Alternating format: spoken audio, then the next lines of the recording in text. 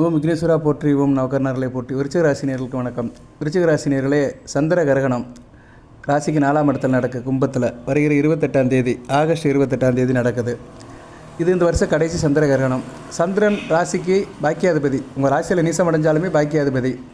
ராசிக்கு 4ஆம் இடத்துல ராகு, சந்திரன், 10ஆம் இடத்துல சூரியன், புதன், கேது, 5 கிரகங்கள் ராசியில் சம்மந்தப்படுது. ராசிக்கு பாக்கியாதிபதியும் கர்மஸ்தானாதிபதியும் தர்ம கர்மாதிபதிகள் கிரகணத்தில் சம்மந்தப்படுறாங்க. அட்டமாதிபதியும் லாபாதிபதியும் புதனும் சம்மந்தப்படுறாரு.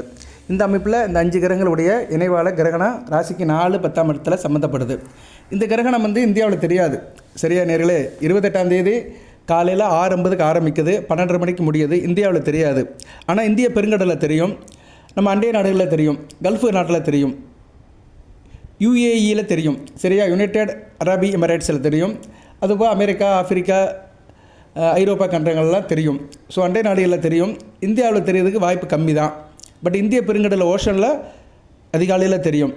ரைட் நேர்களே, இந்த கிரகணம் ஒரு பகுதி நேர சந்திர கிரகணம். சந்திர கிரகணம் கும்பராசியில் சதய நட்சத்திரத்தில் நடக்குது. ராசிக்கு 4ஆம் இடத்துல நடக்குது. ஸோ ராசிக்கு 9, 10, 8, 11 கூடிய கிரகங்கள், 8, 9, 10, 11 கூடிய கிரகங்கள் கிரகணத்தில் உட்படுகின்றன, கிரகத்தில் சம்மந்தப்படுகின்றன. 8ஆம் இடம் திடீர் அதிர்ஷ்டம், வம்பு வழக்கு பிரச்சனைகள், உடல் ஆரோக்கிய பிரச்சனை இருக்கும். திடீர் அதிர்ஷ்டம் சில பேருக்கு கை விடுனாலுமே உடல் நலத்தை கவனமாக பார்த்துக்கணும். அடுத்து 9ஆம் இடம் அப்பா விஷயத்தில் கொஞ்சம் கவனமாக இருக்கணும். சில காரியங்கள் தாமதம் தடப்படும். ஸோ 28ஆம் தேதியிலிருந்து செப்டம்பர் 4ஆம் தேதி வரைக்கும் கவனமாக இருக்கணும். சரியா நேர்களே, ஏன்னா செப்டம்பர் 4ஆம் தேதி சந்திரன் ராசிக்கு 6ஆம் இடத்துக்கு போய் சுக்கிரன் பார்வைக்கு வருது, மிக சிறப்பாக இருக்கும். 28லேருந்து செப்டம்பர் 9ஆம் தேதி வரைக்கும் எப்படி இருக்கணும், என்னென்ன செய்யணும், என்னென்ன செய்யக்கூடாது, அதை பற்றி இந்த வீடியோவில் பார்க்க போகிறோம். பொறுமையாக இருங்க. இதில் கிரக அமைப்பை சொல்கிறேன், கிரகம் எதனால் நடக்குது அதையும் சொல்கிறேன். எதனால் நடக்குது சார் அப்படின்னா, கிரகம் சந்திர கிரகணங்கிறது சூரியனுக்கும் சந்திரனுக்கும் இடையில் பூமி வந்துடும். பூமியோட நிழல் சந்திரனில் படம். அப்படி சந்திரனில் படுறதுனால சந்திரன் இருட்டாயிரும். இதுதான் சந்திர கிரகணம். இது பொதுவாக பௌர்ணமி ஒட்டி தான் நடக்கும். சந்திர கிரகணம் பௌர்ணமி ஒட்டி நடக்கும், சூரிய கிரகணம் அமாவாசையில் நடக்கும். ஸோ இப்போ இந்த பௌர்ணமி ஒட்டி நடக்குது, பௌர்ணமி மணி தான் நடக்குது. அன்றைக்கி 10:30 மணி வரைக்கும் பௌர்ணமி இருக்குது. ஆவணி 11ஆம் தேதி வெள்ளிக்கிழமை நடக்கு கிரகணம். ஆங்கில தேதி ஆகஸ்ட் 28, தமிழ் தேதி ஆவணி 11 வெள்ளிக்கிழமை. கிரகணம் 10:30 வரைக்கும் இருக்குது. ஆனால் ஆக்சுவலாகவே அன்றைக்கி 10:30 to 12 ராகு வேலை தான். சரி, அந்த ராகு வேலையில் தான் கிரகணம் உச்சமடையுது.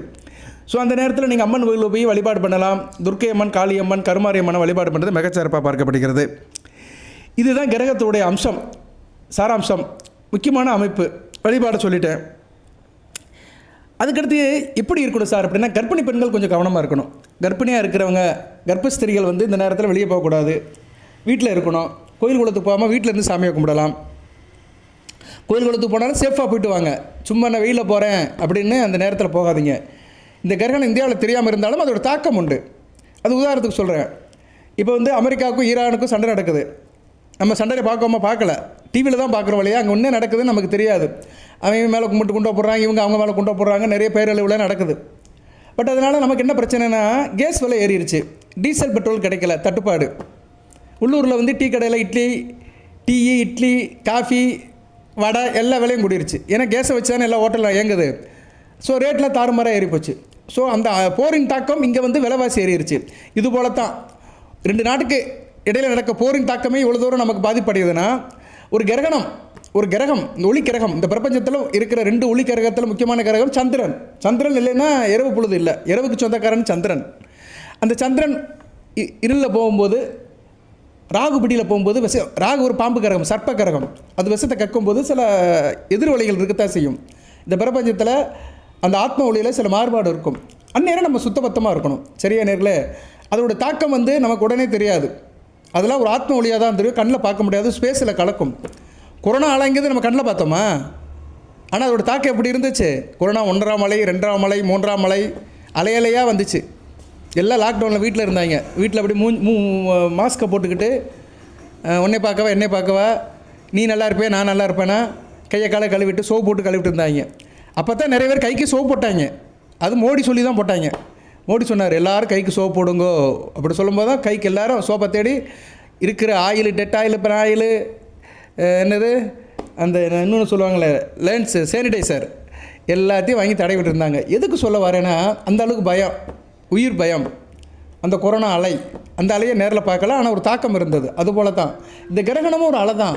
இந்த கிரகணம் நடக்கும்போது சில அலைகள் வந்து இந்த பூமியை நோக்கி வருது, இந்த பூமியில் பரவுது. அந்நேரம் நம்ம கொஞ்சம் கவனமாக இருக்கணும். சரியா? நல்லதே நினைக்கணும், நல்லதே செய்யணும். கெட்ட பழக்க வழக்கங்களாம் செய்யக்கூடாது. நான்வெஜ் சாப்பிடக்கூடாது. ஆண்கள் ஆள்கால் எடுக்கக்கூடாது. அது பகல் நேரமாக இருக்கிறதுனால அங்கிட்டு கண்ட இடத்துக்கெல்லாம் போகக்கூடாது. தான் உண்டு தான் வேலை உண்டு, தெய்வத்தை நினச்சிக்கிட்டு இறை வழிபாடில் இருந்தோம்னா எந்த பிரச்சனையும் இல்லாமல் நிம்மதியாக இருக்கலாம். அந்த பிரபஞ்சத்தோடு ஒன்றி வாழலாம். சரியா? அந்த நிகழ்வு வந்து நமக்கு எதுவும் பாதிக்காது. இப்போ நான் வெளியே போகணும் சார், வேறு வழி இல்லை, நான் செக்கப்புக்கு தான் போகணும், நான் நிறைய மாதம் கர்ப்பிணி, நான் வந்து செக்கப்புக்கு போகணும், என் குழந்தை கை குழந்தை 6 மாத குழந்தை, அதுக்கு முடியல, ஆஸ்பத்திரிக்கு போகணும் அப்படின்னா நீங்கள் போங்க, வேணாம் சொல்லலை. ஏன்னா கோயிலெலாம் திறந்து தான் இருக்கும், பூஜை புனஸ்காரம் நடக்கத்தான் செய்யும். நீங்கள் போங்க, வீட்டில் சாமியை கும்பிட்டுட்டு கையில் ஒரு வேப்பிலையை வச்சுக்கோங்க, 4 இலையை வச்சுக்கிட்டு போங்க. அத்தா மாரியாத்தா, காளியாத்தா, காப்பாற்று அப்படின்னு தெய்வத்தை கும்பிட்டுட்டு நெத்தியில் ஊதி பூச்சிட்டு போங்க, எந்த பிரச்சனையும் இருக்காது. ஏன்னா சந்திரன் சக்தி வடிவானவன், சக்திக்கு கட்டுப்படுவான். ராகு வந்து காளிக்கு கட்டுப்படுவார், துர்க்கைக்கு கட்டுப்படுவார். அது வேறு, ராகு வேலை வேறு, நேரம் வெள்ளிக்கிழமை ராகு வேலை. அதனால தெய்வத்தை வீட்டில் நினச்சிட்டு கொஞ்சம் நெத்தியில் குங்குமமோ விபூதியோ நினச்சிட்டு அப்படியே அந்த மகமாயை நினச்சிட்டு போனீங்கன்னா எந்த பிரச்சனையும் இருக்காது. சரியா? அந்த 1000 கண்ணுடையால் ஆபத்திலிருந்து காப்பா, மலை போல வருகிற வினையெல்லாம் பனி போல தீர்ந்துடும். நான் ஒன்றும் பில்டப்பாக சொல்லலை. நிறைய பேர் சொல்லுவாங்க, தெரியாத கிரகணத்துக்கு ஏன் இவ்வளோ தூரம் பேசிகிட்டு இருக்கிறான், சரியா, இல்லாத ஊருக்கு ஏன் இவ்வளோ ஆத்துறான் அப்படின்னு நினப்பாங்க. ஆனால் இருக்குது.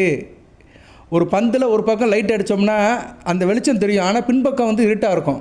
அந்த வெளிச்சம் எதனால் இருக்குன்னா இந்த லைட் அடித்ததுனால தான் பின்பக்கம் இருட்டாக இருக்கும். நார்மலாக வச்சோம்னா பந்துன்னு 2 பக்கம் ஒரே மாதிரி தான் இருக்கும். சரியா? அது போல தான் இப்போ வந்து ஒரு பக்கம் வெளிச்சமாக இருக்குது, ஒரு பக்கம் இருட்டாக இருக்குது. இருட்டாக இருக்கிற இடத்துல சந்திரன் தெரியுது, ஆனால் பந்து நம்ம வீட்டில் தான் இருக்குது. சரியா? அந்த பூமியில் தான் இருக்குது. இந்த நம்ம வீடு இந்த பூமியில் ஒரு இடத்துல இருக்குது. சரியா? மதுரையில் அண்ணா நகரில் அம்பிகா தேட்டர் பக்கத்தில் இருக்குதுன்னு வச்சுக்கலாம். ஒரு உதாரணத்துக்கு சொல்கிறேன், நீ எந்த இடத்துல எங்கே இருந்தாலுமே நீ இந்த பிரபஞ்சத்தோடு தான் ஒட்டி வாழ்கிற. உனக்குன்னு தனியாக காற்று கிடையாது, உனக்குன்னு தனியாக வீடு கிடையாது, இடம் கிடையாது. எல்லாமே வந்து இந்த பிரபஞ்சத்தோடு ஐக்கியப்படுத்தான் நம்ம இருக்கோம். நம்ம வந்து பிரிஞ்சு இருக்கிறோம், அவ்வளோதான். கண்டங்களாகவும் ஊருக்களாகவும் தெருவாகவும் வீடாகவும் பிரிஞ்சு இருக்கிறோம். வழியா எல்லாருக்கும் பொதுவாக தான் காற்று இருக்குது, மழை இருக்குது, பஞ்சபூதங்களோட கான்ட்ரிபியூஷன் இருக்குது. சொல்ல வந்த விஷயம் என்னென்னா, இது இங்கே தெரியலேன்னு நினச்சிட்டு நம்ம வந்து யதார்த்தமாக இருக்கக்கூடாது. சரியா? விஞ்ஞானம் பேசிக்கிட்டு நாத்தியம் பேசிகிட்டு இருக்கக்கூடாது. இது வந்து தெரியுதோ தெரியலையோ எஃபெக்ட் இருக்கும், கவனமாக இருக்கணும். ஜனன ஜாதகத்தில் சந்திரன் கெட்டு போனவனுக்கு தாக்கம் அதிகமாக இருக்கும். ஜனன ஜாதகத்தில் சூரியன் கெட்டு போனவனுக்கு தாக்கம் அதிகமாக இருக்கும். ஜனன ஜாதகத்தில் புதன் கெட்டு போனவனுக்கு தாக்கம் அதிகமாக இருக்கும். ராகு கேது ஏற்கனவே கெட்டு போன கிரகங்கள் தான். அவங்க எப்படி இருந்தாலும் ஒன்றும் பெரிய பிரச்சனை கிடையாது. ஏன்னா அவங்க கெட்டவங்க தான். கெட்டவன் எப்படி இருந்தால் என்ன, எப்படி இருந்தாலும் கெடுதல் தான் செய்வான். அது மாதிரி தான் அவங்கள ஒதுக்கிடலாம். சூரியன் புதன் சந்திரன் நல்ல நிலைமையில் இருக்கிறவங்களுக்கு ஓரளவு தப்பிச்சுக்கிடுவாங்க. ஜனன ஜாதகத்தில் இங்கே கெட்டு போனவங்களுக்கு கொஞ்சம் பிரச்சனை இருக்கும். சந்திர திசை நடக்கும் சில பேருக்கு, வயதானவர்களுக்கு.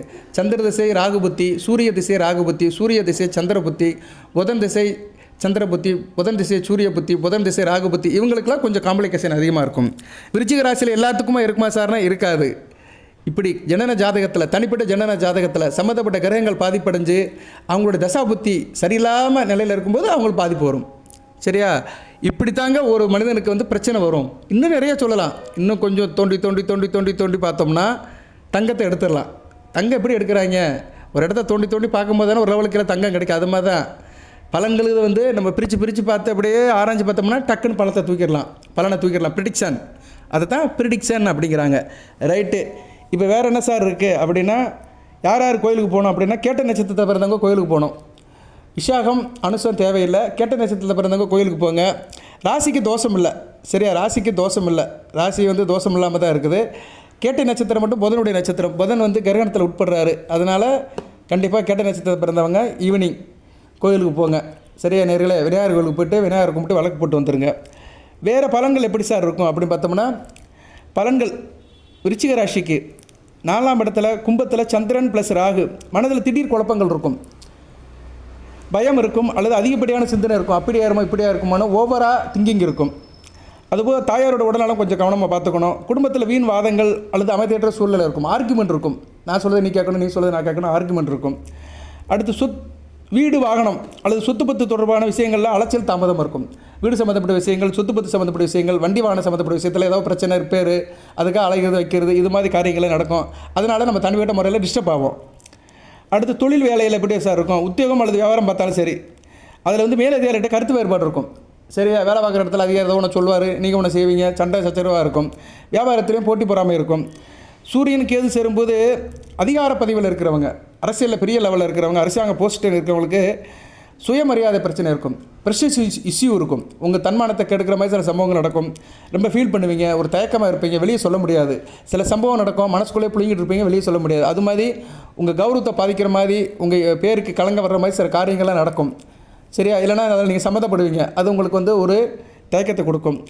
அதுபோக புதன் கேது சேருறதுனால சில விஷயங்களில் சில மெஷர்மெண்ட்டு, சில விஷயத்தில் நீங்கள் கணக்கிடுறதுல தெளிவற்ற தன்மை இருக்கும், கிளாரிட்டியாக இருக்க முடியாது.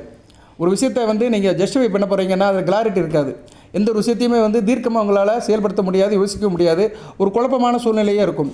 டாக்குமெண்டேஷன் விஷயத்தில் அப்படி தான் இருக்கும். மெயில் அனுப்புறது, மற்ற விஷயங்கள், சரியா, அக்கௌண்ட்ஸ் போடுறது, சில விஷயத்தை பண்ணுறது, கமிட் பண்ணுறது, கண்டென்ட் பண்ணுறது, ஆடிட்டிங் பண்ணுறது, மீட்டிங் அஜெண்டா ப்ரிப்பேர் பண்ணுறது, மினிஸ்ட் ஆஃப் மீட்டிங் போடுறது, இப்படி நிறையா இருக்குது. அவங்கவுங்க லெவலில் சில வேலைகள் பார்ப்பாங்க.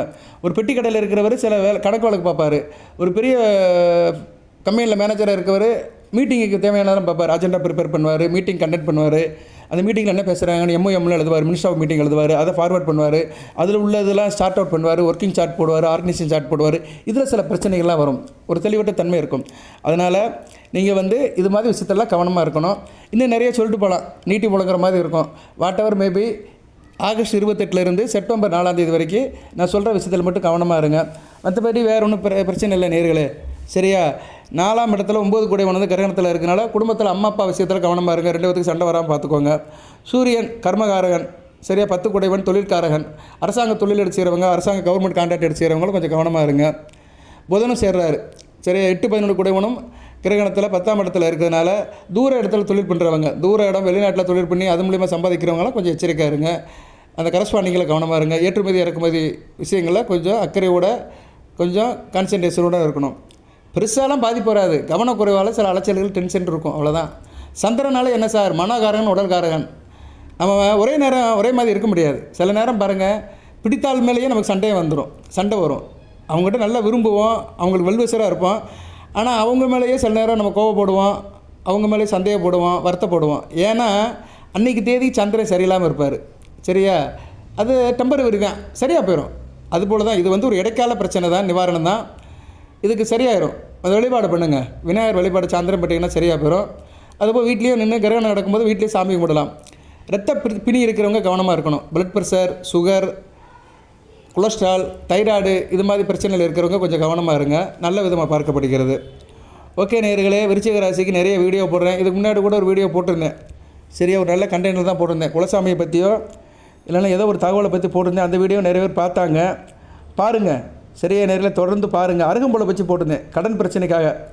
கடன் பிரச்சனை, வர வேண்டிய பணம், கடன் கொடுத்த பணம், இதெல்லாம் வரணும்னா என்ன செய்யணும்னு ஒரு வீடியோ போட்டிருந்தேன். அதை பார்த்தாங்க, நிறைய நேரம் பார்த்துருக்குறாங்க, சந்தேகம் கூட கேட்டிருந்தாங்க.